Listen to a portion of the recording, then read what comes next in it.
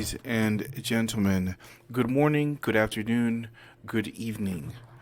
I am your host, Data T, and this is my channel, The Good Guys. Guys, today's story, I am going to cover our president, Mr. Joe Biden, on his new executive order. Usually I don't like to get too political, but I think everybody should understand what has just happened. He has did this in the week. This is what, last week? As of now, we're recording this. This is March 18th of 2023. He covered it in the week. I believe it was on the 13th, 14th. I forgot what day. But he said some things here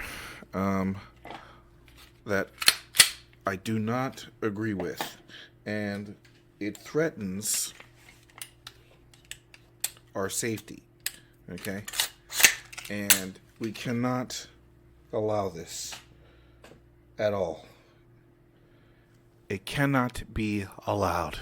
So I'm going to go over some things. I'm going to play what he said in its entirety, just a snippet of it, and I'm going to tell you some things why it shouldn't happen and why ultimately this executive order will fail. So without further ado, guys, I am still trying to get to 100 subscribers. I did get up to about 91 as of right now, and I am I'm real proud of our group that we formed and everybody who is participating. I think informing 100 individuals on a regular basis is awesome. Absolutely, it would be great to do more. But guys, let's get into this, and we're going to start right now. This executive order helps keep firearms out of dangerous hands. As I continue to call on Congress to require background checks for all firearm sales. And in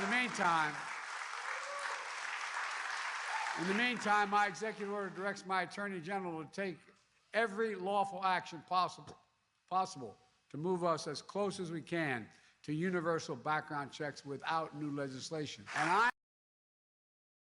Now, folks, I want you to understand what this means, okay?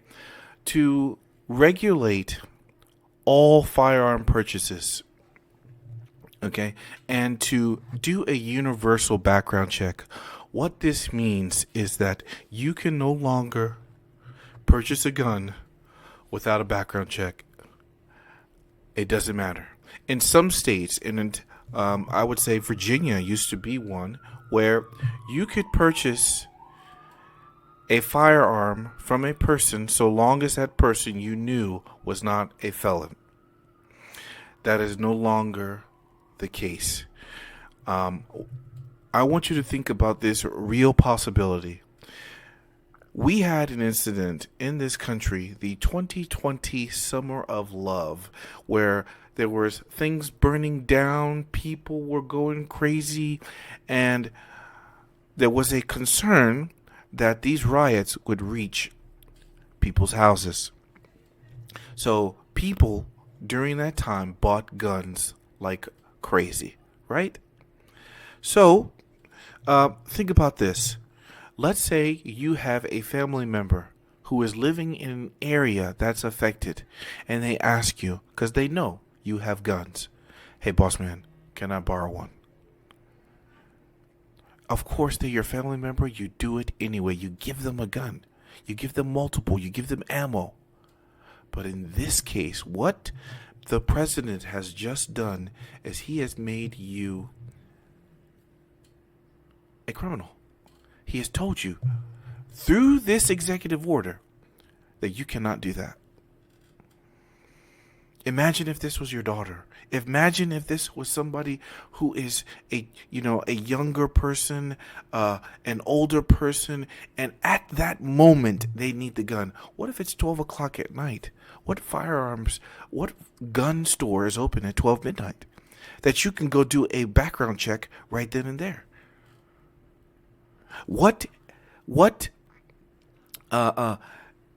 gun store can you go to so that when you transfer the firearm, you can do an FFL? You talk to that FFL and they do the background check for you. You can't. 2:00 in the morning, things are going crazy. Someone wants to borrow your gun. Can't do it. So I'm going to tell you this law, what he's trying to do, and it's not even a law, guys. It's an executive order. He's just going to sign the paper and make it law. He's done an in run around Congress. He has done that. And what this is an attempt to do is make the universal background checks. The universal background checks, I'm going to tell you, is worthless. It doesn't mean anything. It is complete bullshit, because you need a gun registry to make sure that you know who these people are to have guns. Now, I don't think I can explain it very well and do it justice, so I'm going to switch to a different video and it's going to explain it. And I want all of you guys to pay attention to this. I want you to reference this if anybody ever says to you, hey, I believe in universal background checks, because if you believe in universal background checks, it means you believe in a nation or a national gun registry, which means that guns have to be registered. And we all know what happens to people or the people of a country when their firearms are registered. Ultimately, they are taken away.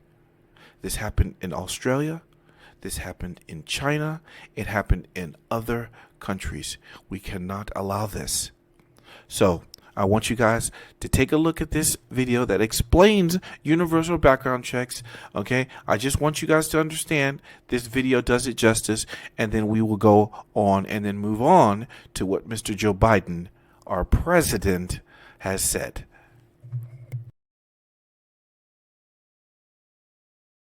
With so-called universal background checks. First, let's look at background checks as they currently exist. Currently, background checks are conducted for all retail sales by federally licensed firearm retailers. That includes retail sales that occur at gun shows where a firearm is sold at a booth run by an FFL, or online firearm sales which are required to ship directly to an FFL who performs a background check. The only firearm transfers remaining are private party, such as between a husband and wife, which are legal in a majority of the United States. Proponents of universal background checks claim the measure solves the problem of access to firearms by prohibited persons. But the glaring problem with universal background checks is they're unenforceable without a mandatory national firearm registry. And this is what I'm talking about. A registry. Guys, we know for a fact they don't want us to have guns. Everybody must understand this. The federal government, those on the left, and this man, President Joe Biden, they do not want us to have guns. They do not want us to have them. So, anytime you hear universal background checks, it is unenforceable without a national firearm registry. Once this registry is made, folks, our country is done. It is over. Let me play the rest of this explanation, guys. Which federal law expressly prohibits. Law-abiding gun owners are well aware that historically, firearm registration leads to confiscation. Without knowing exactly who owns the hundreds of millions of firearms in our country, it's impossible to control the flow of private sales. And remember, retail sales already require a background check for all transfers. Even a firearm registry would not reduce violent crime or stop criminals from obtaining firearms illegally. Law-abiding citizens would register their firearms because they follow the law, and criminals would not. In addition to the enforcement issues, so-called universal background checks wouldn't address the main source of crime guns, the black market. Universal background checks are flawed in that they don't prevent firearms from getting into the hands of unauthorized individuals, who generally obtain their guns through illegal means. So do you guys see this? Okay? The criminals don't go through the regular channels of getting a gun. So what makes you think that these background checks are going to stop this? And they know for a fact that the universal background checks will not work without the registry. So mark my words, and just like every other gun advocate has talked about, as soon as the universal background checks, which he is now signed in by an executive order, they happen, guess what happens? The registry will follow. That is when our country has ceased to exist. Okay? A lot of people are saying, hey, boss man, our country is already gone. I don't believe that. So long as we have the means to protect ourselves, so long as we still have the power to purchase a gun and keep and bear arms, our country has a chance. But as soon as that's gone, we are done.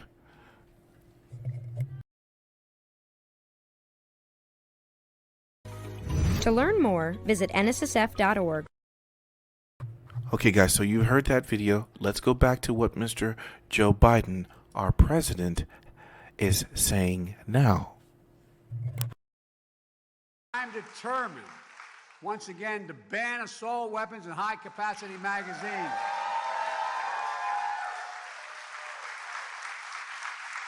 I led that fight to ban them in 1994. The 10 years that law was in place, mass shootings went down. Our Republican friends let it expire 10 years later. And mass shootings tripled since then, tripled. So let's finish the job. Ban assault weapons, ban them again, do it now. Enough, do something big.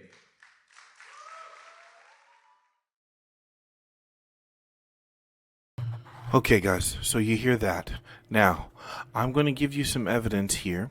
So if someone tells you, hey, the assault weapons ban worked, I have something contrary to that. And this is done independently. This woman will explain it, the ban itself. She will explain were their firearms purchased? What was did it really stop mass shootings? Did that ban that he enacted, that Bill Clinton signed, did it really do what it was intended? Let's check it out. Time to verify. Gun control is a hot button campaign 2020 issue without question. Recently, House Bill 1296 gained attention. Proposed in February, it aims to criminalize the import, sale, manufacturing, transfer, or possession of semi-automatic assault weapons or large capacity devices. Does this sound familiar? Viewer Alfred Finney mailed me a Verify letter referencing the assault weapons ban of 1994. He wrote, quote, "The common sense answer was made in 94 and no guns were taken from the people. Can you verify that no assault rifles that have been used in the killings were bought between the year 1994 and 2004? All right, Alfred, to verify, I looked at the 1994 Violent Crime Control and Law Enforcement Act, a 2019 New York University study of medicine on mass shooting deaths. I also looked at a 2004 University of Pennsylvania study on the federal assault weapons ban, and I consulted the Violence Policy Center. So here's the deal. Former President Bill Clinton signed the assault weapons ban into law in 94. It outlawed gun manufacturers from producing 18 semi-automatic firearms. It also banned high-capacity magazines that could fire 10 rounds. But it did not affect the ownership or resale of those weapons made before 1994. People also could modify the banned weapons to make them legal, like by removing a bayonet. It also did not stop mass shootings. You'll remember Columbine happened during the federal assault weapons ban. The Violence Policy Center notes shooters Eric Harris and Dylan Klebold bought shotguns and a Hi-Point 9mm carbine from unlicensed sellers at a gun show in '98. The boys were too young to buy an assault pistol, but a pizza shop employee sold one to them. They killed 13 students and teachers. Now, guys, we have already seen. We know that criminals evil. If they want to do something, they'll be able to do it. Okay? And for this president to get up on the podium and talk about that his assault weapons ban worked, it didn't. We got one of the most horrific mass shootings in our country.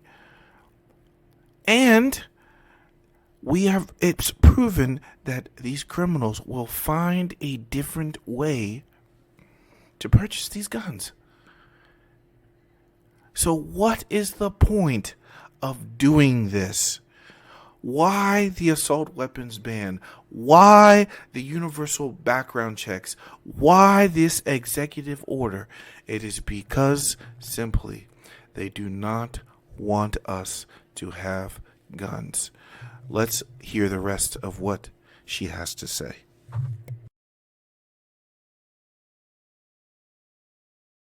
University of Pennsylvania study found during the ban, gun crimes involving assault weapons decreased by 17 to 72% in big cities.